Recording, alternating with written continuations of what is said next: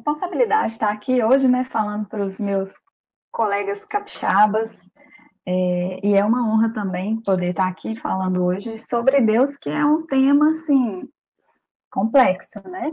É uma responsabilidade.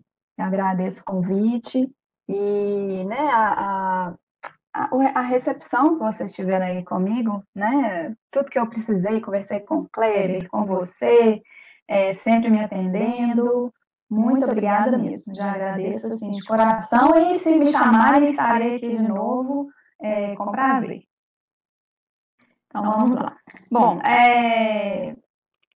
eu tinha colocado aqui, né, a apresentação, uma imagem, né, de um dedo no DNA com o fundo assim do universo. Eu achei maravilhosa essa imagem para a gente começar a falar, né? Na verdade, eu montei uma apresentação enorme aqui, por isso que eu estou triste de não estar conseguindo compartilhar a tela. Ei. Aí eu pensei o seguinte, falar primeiramente da criação do universo, né? A ciência tem a teoria do Big Bang. Para a ciência, essa teoria aí, ela é a única aceita, na verdade, né? Porque a maioria dos cientistas são ateus e eles vão tentar sempre identificar uma resposta ou achar uma resposta para o início do universo, que não seja uma causa que seja Deus, né? Que é que está atrelada aí à religião, teoricamente. Então, na teoria do Big Bang, tudo começou a partir de um único átomo, que é chamado de átomo primordial. E aí esse átomo ele foi se expandindo, né? De repente ele começou a se expandir muito rapidamente e à medida que ele foi crescendo, ele também foi resfriando. Dentro desse átomo aí tinha toda a matéria e energia que tem hoje no universo. Então essa matéria, essa energia estava condensada. E aí foram passando o tempo e foram aparecendo aí os primeiros prótons, os primeiros elementos químicos, as primeiras estrelas, e a ciência conseguiu chegar num tempo de 500 milhões de anos depois desse início desse Big Bang, que ali é a primeira formação da galáxia. A partir daí foram formando as estrelas, e 4 bilhões de anos depois desse início foi o pico de formação das estrelas, que aí também está mais ou menos no mesmo tempo que a ciência tem de formação da Terra, que é mais ou menos 4 bilhões e meio de anos, né? E para a ciência, esse Big Bang aí, ele tem 13 bilhões e 800 milhões de anos. É muito tempo, né? Então, essa aí, para a ciência, é a formação é o tempo de formação da Terra. Só que aí, esse ano, em agosto, saiu uma reportagem com uma outra teoria já, que alguns cientistas da Pensilvânia já estão pensando que poderia haver algo antes desse primeiro átomo primordial, que é a teoria do Big Bounce, que seria um grande salto, né? Então, para eles, já existia aí um universo, e esse primeiro átomo ele foi como se fosse uma explosão de alguma partícula desse universo. Né? Mas a gente fica pensando, se já existia um universo antes, ou se não tinha nada antes desse primeira explosão, que é o Big Bang, de onde que saiu essa primeira partícula, ou o universo anterior? Né? Será que realmente isso aí foi tudo criado ao acaso? Será que foi um magnetismo? E se foi magnetismo, de onde que saiu esse magnetismo? Quem é que comanda isso, né? E aí não tem como, né? A gente não consegue pensar só cientificamente, nós espíritas, né? Conhecendo aí, né, as leis, conhecendo a doutrina espírita, que responde muita coisa para a gente já consegue não imaginar que exista algo além disso, né? Lá no Livro dos Espíritos, no capítulo 3, na formação dos mundos, a espiritualidade fala para a gente o seguinte: o universo compreende a infinidade dos mundos que vemos e aqueles que não vemos. Todos os seres animados e os inanimados. Todos os astros que movem no espaço, assim como os fluidos que o enchem. Então, quer dizer o seguinte, o universo é tudo que está no céu e que está na Terra. E, além disso, somos nós, aqueles seres gigantes que estão lá no universo, né, no céu, e os infinitamente pequenos que são nossas células, nossos átomos, as bactérias, os vírus, os fungos, tudo que também vivem na gente, que vivem fora da gente, e também ele está falando aqui do mundo espiritual, né? O que a gente vê e o que a gente não vê. Também inclui o mundo espiritual, né? Tanto os espíritos quanto as cidades, né? As colônias espirituais. Então, o universo compreende isso tudo. Então, a gente acaba, se a gente começar a pensar, a gente fica meio maluco, assim, porque não vai chegar a lugar nenhum, porque é infinito, realmente é muito gigante, né? Deixa eu só tomar uma água aqui. E aí ele fala também que os fluidos que enchem esse espaço vazio, entre aspas, também faz parte desse universo. E aí, já adiantando um pouco, quando esse universo ele foi criado com dois elementos principais, né? Matéria e espírito. O elemento da matéria também está contido aí o fluido cósmico universal, né? Que é um fluido que está no nosso sistema solar e que cada planeta vai ter uma modificação desse fluido de acordo com os habitantes que estão ali naquele planeta. Então, Terra tem um tipo de um fluido cósmico universal já modificado, que não é o fluido puro. Marte já tem o modificado para Marte, Júpiter e assim vai. E aí a gente vai falar um pouquinho deles mais tarde. Só que aí eu queria mostrar um vídeo para vocês e eu espero que isso dê certo. Eu vou copiar o link aqui, que eu descobri que dá para fazer isso, e aí eu compartilho aqui. Vamos ver se a gente consegue ver. Para a gente ter mais ou menos um pouquinho de noção do que é esse universo aí, né? Que os espíritos falaram para a gente lá no início do capítulo 3, da formação dos mundos. Vamos ver se vai. Tá começando a abrir aqui. Abriu para vocês? Abriu. Ai, que bom. Tá abrindo. Tá abrindo? Então tá. Vou pôr aqui, aumentar um pouquinho a velocidade.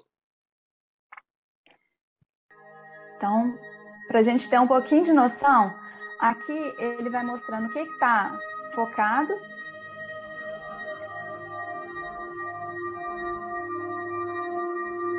Aqui ele está mostrando o que está focado e embaixo a distância.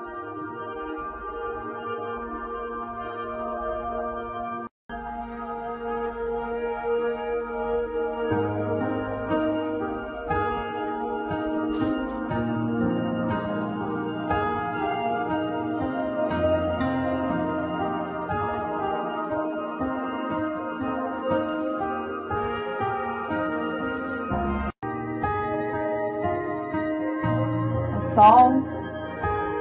Aí, ó, são 10 anos-luz. 100 anos-luz. 1000 anos-luz. 10.000 anos-luz. 1 milhão de anos-luz. 10 milhões de anos-luz. 100 milhões de anos-luz. 1 bilhão de anos-luz. 10 bilhões.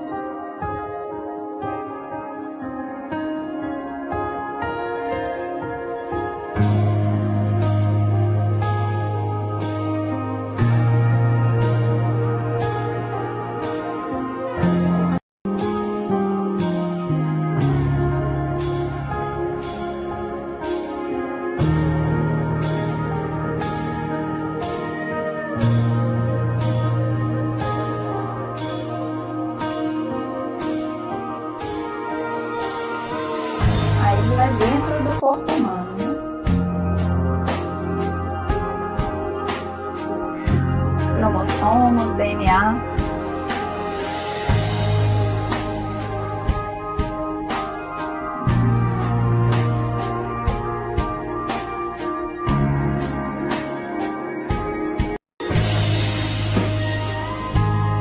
O átomo.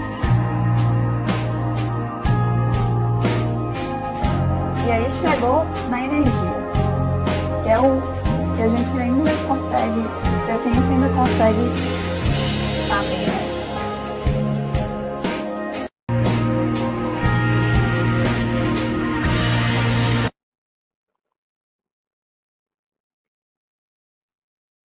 Pronto. Todo mundo conseguiu ver? Deu certo? Sim. Muito legal. Maravilhoso, né? A gente consegue. Hoje a ciência sabe que abaixo do átomo já existe algo além que eles chamam de quark, né? Que é a energia ali que vai formar tudo.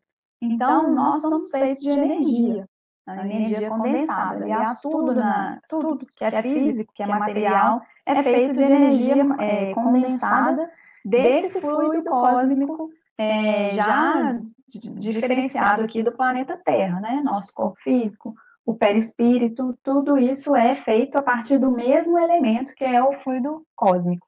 E os elementos que a gente conhece da tabela periódica já são uma modificação desse fluido.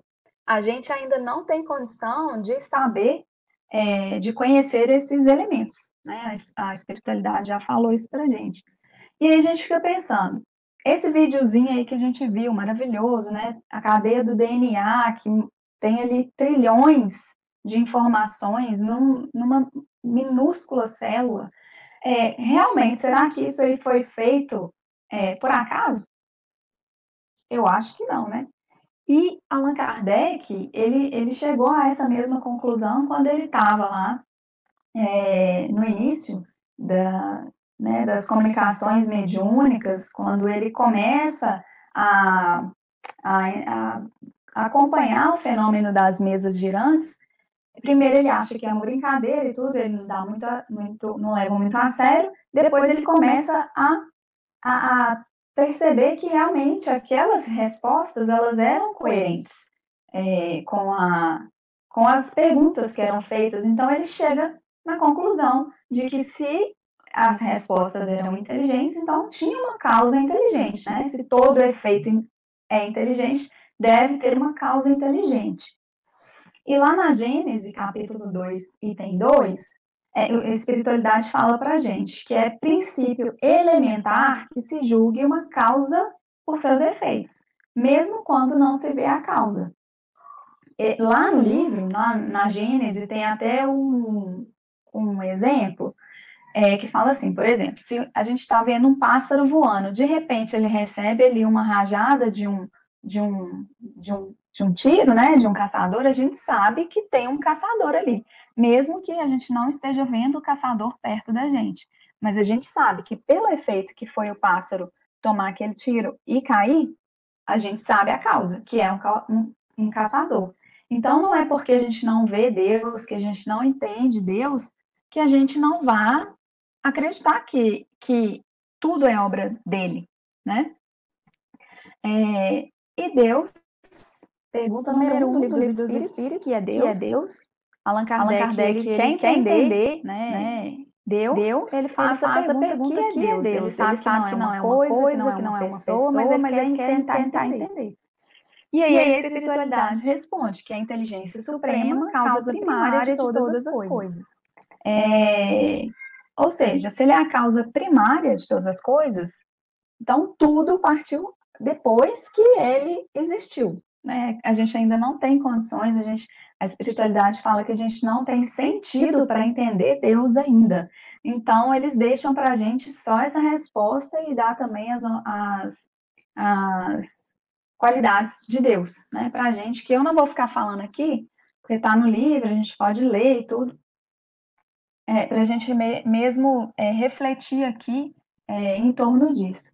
E, gente, quem quiser falar, dar alguma opinião, falar alguma coisa, pode abrir o microfone aí, o vídeo e falar, tá?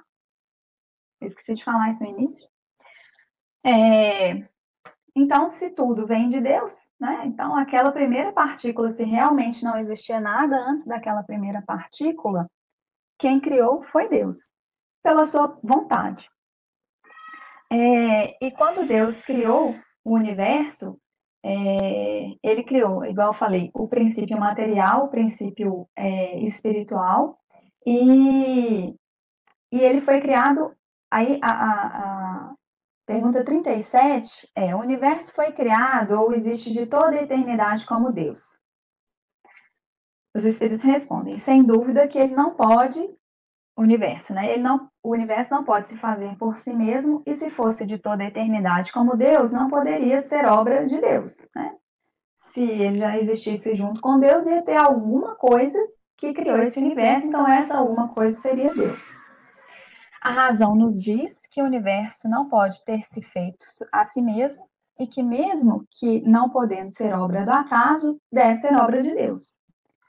Então, a gente precisa se contentar em entender que Deus é a inteligência suprema, causa de tudo, e que a gente tem a razão, que a gente não vai achar que as coisas acontecem ao acaso, né? Não tem como, do nada, surgir alguma coisa.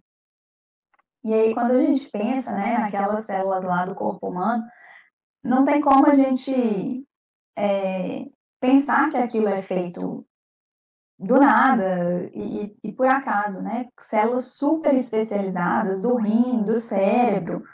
A gente vê o funcionamento, os hormônios, não tem como a gente não achar que tem algo a mais, né? Eu acho que até o maior ateu, ele fica até na dúvida nesse momento. Nosso tema, sendo Deus arquiteto da vida, deixa eu ver se eu consigo compartilhar agora. Deixa eu tentar aqui, que essa imagem também é bonita. Só mais uma vez, tá, Glaucia? Não fica brava comigo, não? Não, tem problema não. Eu acho que é igual o vídeo que você compartilhou. Não, você clicou nesse.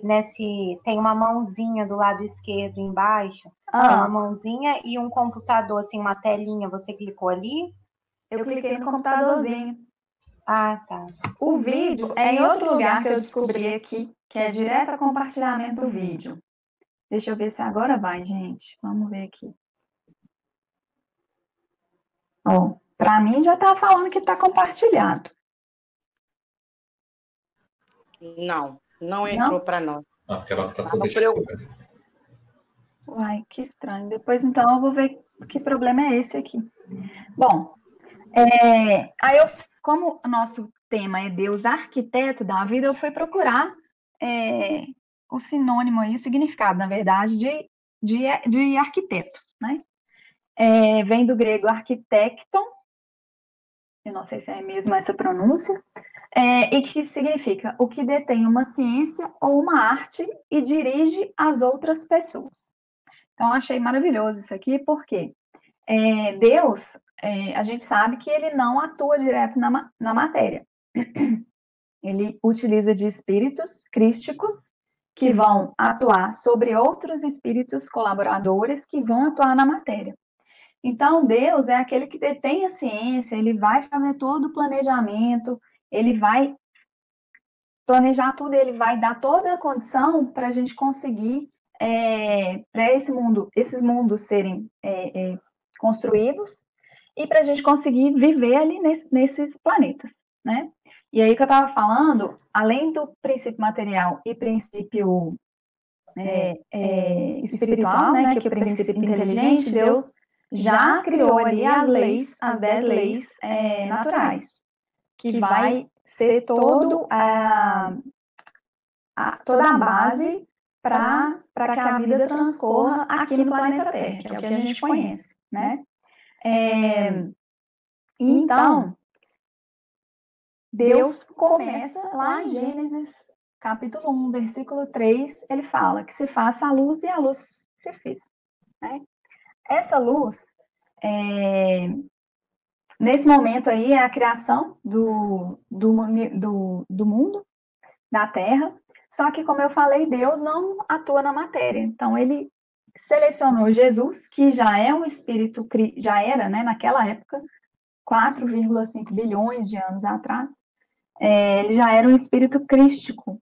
Então, ele já tinha passado por tudo que a gente passou, todas as encarnações, já sofreu, já tinha sofrido, já tinha virado um espírito puro e recebeu a responsabilidade de ser o construtor e o governador do nosso planeta. Então, ele foi selecionado para isso e a gente não tem aí a noção se realmente foi há 4,5 bilhões de anos atrás. Quanto tempo que isso demorou, a gente não sabe.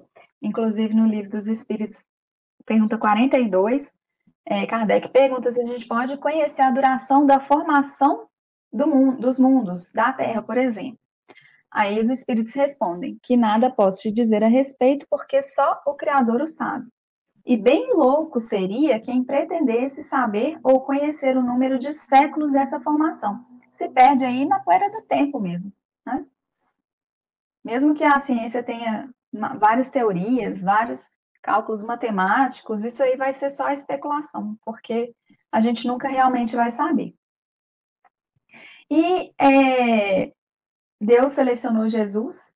Jesus, então, a gente lembrando lá da escrita de João, capítulo 1, versículos de 1 a 3, ele fala: no princípio era o Verbo, e o Verbo estava com Deus. Ou seja, verbo é Jesus. Jesus estava com Deus, ele estava totalmente ligado, tanto que ele fala: eu e o Pai somos um. E o Verbo era Deus. Ele estava no princípio com Deus. Tudo foi feito por ele. E nada do que tem sido feito foi feito sem ele. Então, Jesus, eu fico, fiquei pensando nessa questão de arquiteto, e aí eu cheguei a uma conclusão seguinte: se eu estiver errado, vocês podem falar, tá, gente? Deus, arquiteto, ele vai fazer todo o planejamento, vai fornecer a matéria-prima, né, o princípio inteligente, o princípio material, as leis naturais, que são imutáveis, que são eternas, e vai passar para Jesus. Jesus vai ser o mestre de obras.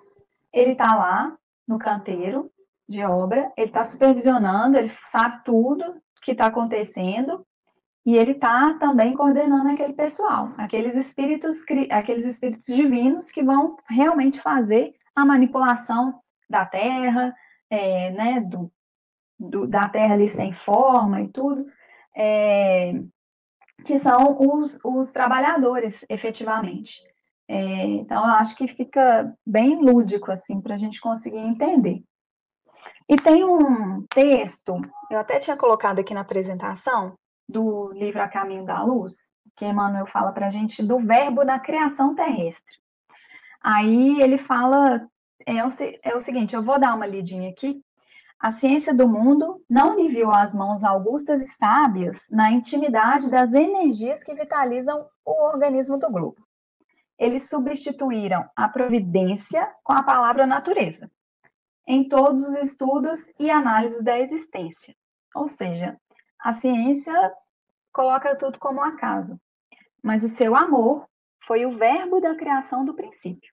Jesus é o amor, é o verbo amor, como é e será a coroa gloriosa dos seres terrestres na imortalidade sem fim.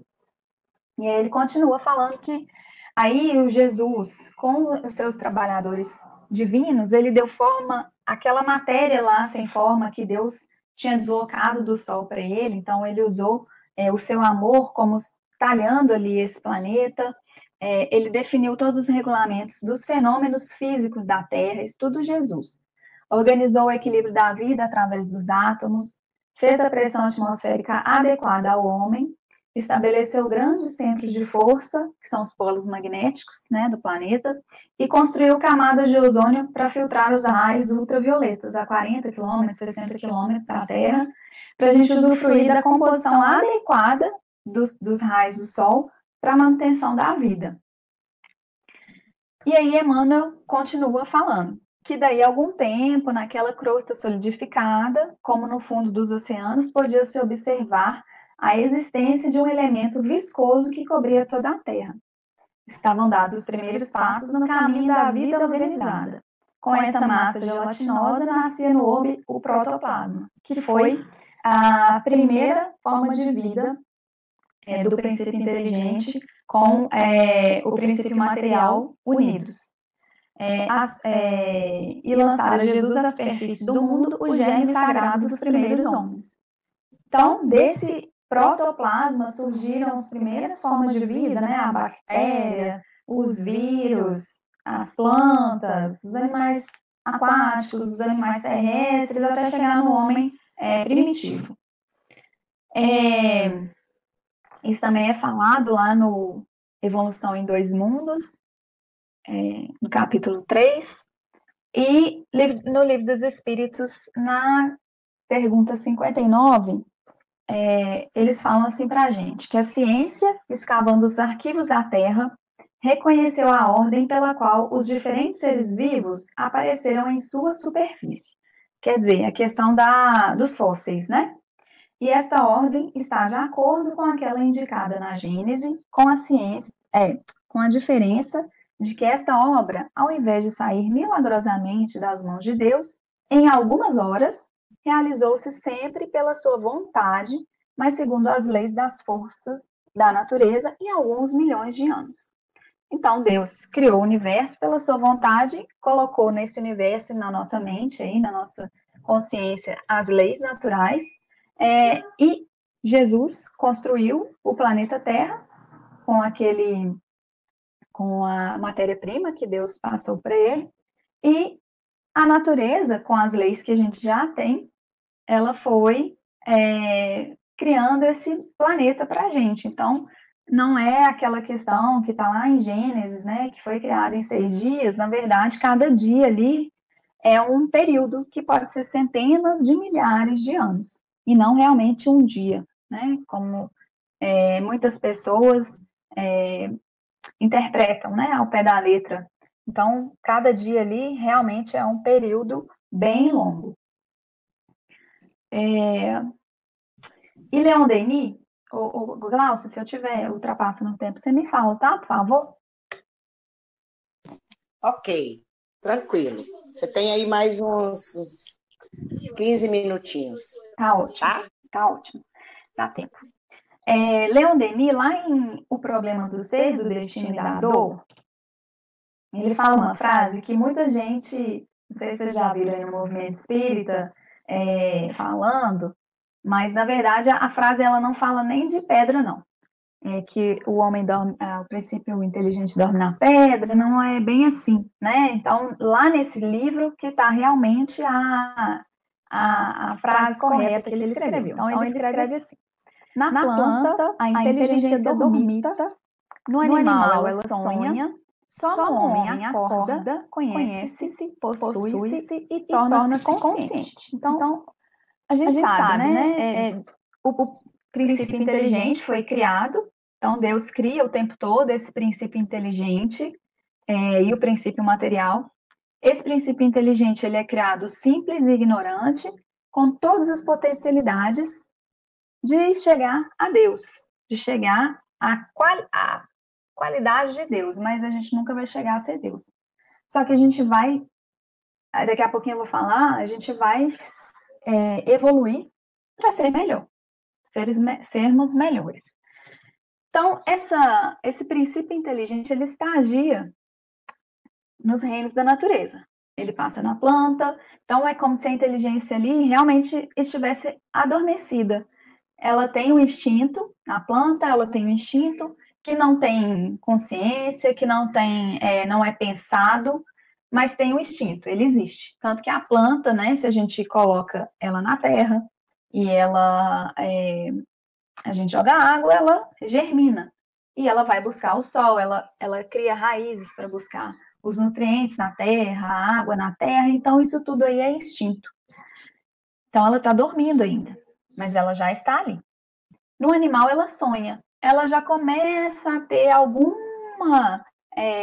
algum tipo de pensamento, né? Não é um pensamento raciocinado como nós humanos, mas a gente vê que o animal é inteligente, que ele aprende, né? Nossos animaizinhos aí domésticos. Então, ele já começa a ter alguma noção. Mas no homem ele acorda, ele se conhece, ele se possui e ele se torna consciente de si.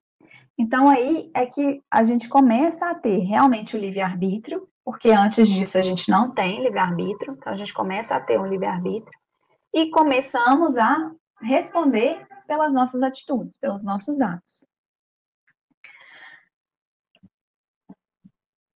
Entre as diferentes espécies dos seres corpóreos, Deus escolheu a espécie humana para a encarnação dos espíritos que atingiram um certo grau de desenvolvimento, o que lhe dá a superioridade moral e intelectual sobre os outros. Então, né, por a gente pensar, a gente raciocinar, a gente tem essa superioridade sobre os outros reinos da natureza. Mas não quer dizer que a gente tem que maltratar, vamos dizer assim, pelo contrário, né?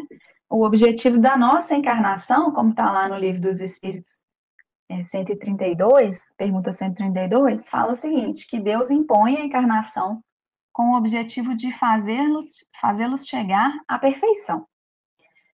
Jesus fala, sedes perfeitos como vós, assim como vosso Pai Celestial é perfeito. É o que eu estava falando. O princípio inteligente, ele é criado simples e ignorante com todas as potencialidades das qualidades de Deus. Só que a gente nunca vai chegar a ser Deus, mas nós podemos chegar a ser o Cristo, e é o que a gente está tentando fazer, né? Galgando aí para conseguir chegar à perfeição. Para alguns, essa encarnação ela pode ser uma expiação, para outros é uma missão. Todavia, para alcançarem essa perfeição, devem suportar todas as vicissitudes da existência corporal.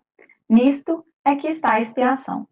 A encarnação tem também outro objetivo, que é o de colocar o espírito em condições de cumprir sua parte na obra da criação. Para realizá-la é que, em cada mundo, ele toma um aparelho em harmonia com a matéria essencial desse mundo, cumprindo aí, daquele ponto de vista, as ordens de Deus, de tal sorte que, concorrendo para a obra geral, ele próprio se adianta. Então, um objetivo, a gente tornar perfeitos, né? Perfeitos dentro aqui do planeta Terra. Mas assim que a gente ficar perfeito aqui no planeta Terra, nós vamos ser convidados a mudar para um mundo melhor, né? Mais evoluído, e lá com certeza seremos imperfeitos para aquele mundo. Então, esse é um objetivo. O outro objetivo é o de colocar o espírito em condições de cumprir a sua obra, sua parte na obra da criação, ou seja, nós somos co-criadores. Assim como Jesus fez o planeta Terra, definiu todas as questões, né, de deixar um planeta bom para a gente viver, para a gente conseguir fazer nossa tarefa, nossa evolução e tudo, nós temos essa responsabilidade para com os menores que nós, né? Com as nossas células, com os nossos átomos, com o nosso corpo físico, com os nossos animais, com os animais, os outros animais, com o planeta, né, em si. A gente precisa cuidar disso tudo. Assim, né, utilizando aí, a gente vai fazer nosso corpo físico, utilizando esse fluido cósmico universal, como eu tinha falado lá no início e tal. Aí, assim, dessa forma, a gente vai se adiantando. A gente vai evoluindo, tentando chegar a essa perfeição. Então, nós temos responsabilidade total sobre os pequenos. A gente, para eles, nós somos algo além, nós somos os cristos deles, né? Para essas células que são princípios inteligentes ainda no início lá da sua evolução. André Luiz fala isso em Evolução em Dois Mundos, que as células são seres que ainda estão no início da forma do princípio inteligente, então temos que ter respeito com esses seres menores. E aí a gente lembra que Jesus falou para a gente, em João 10, capítulo 10, versículo 34, Jesus falou, vós sois deuses. Então, a gente precisa fazer a nossa parte na criação. Sermos deuses desses seres pequenos, ou desses seres menores, e conseguir chegar a essa evolução. Nós somos os deuses, claro, em escala menor e com D minúsculo, né, obviamente, porque nós não vamos nunca ser Deus. Deus é único. Mas a gente é Deus para esses seres que são menores que a gente. Quando eu estava montando essa palestra, quem tem filho ou neto aqui, pode até ser que lembre de um filme que lançou há uns 10 anos atrás, chama Horton e a Terra dos Ken. Fala de um elefante que ele acaba ali sendo o deus do serzinho pequenininho que está numa florzinha de dente de leão. E eles conseguem se comunicar. Só que o bichinho que está lá no dente de leão, ele não enxerga o elefante.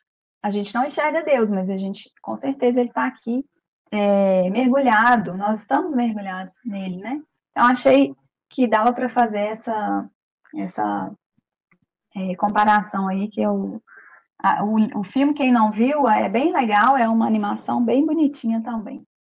E, então, a gente está aprendendo, né, com essa caminhada, com essa reencarnação, com essa encarnação, a gente vai evoluindo, a gente vai fazendo nossa reforma íntima, a gente está aprendendo, de alguma forma, a ser Cristo, a chegar a ser Cristo, que um dia nós vamos chegar lá.